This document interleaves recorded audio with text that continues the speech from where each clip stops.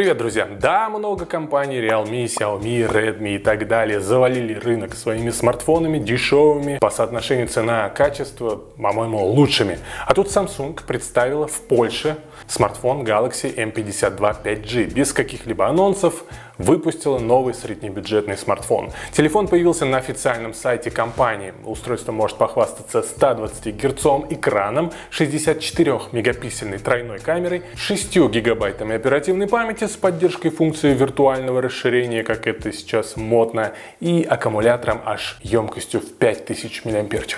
Давайте рассмотрим новинку подробнее, подписывайтесь на канал, поехали!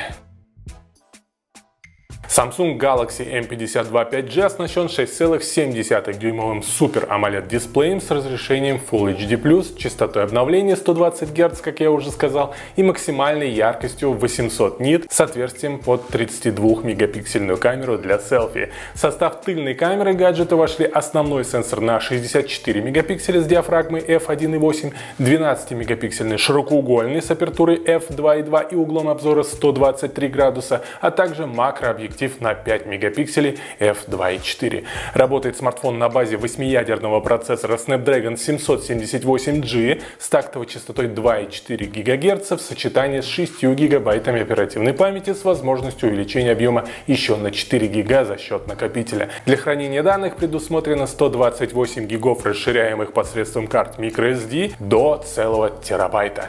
За автономность новинки отвечает аккумулятор в 5000 мАч с поддержкой быстрой зарядки мощностью в 25 Вт. Остальные характеристики Samsung Galaxy M52 включают модем 5G, порт USB Type-C, модули Wi-Fi, Bluetooth 5, GPS, GLONASS, все как обычно. Габариты устройства вы видите на своем экране. Вес смартфона 173 грамма.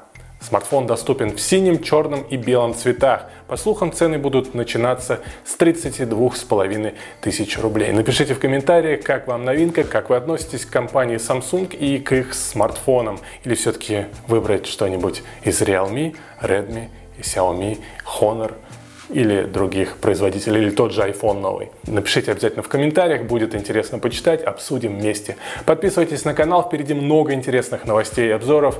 Пока-пока.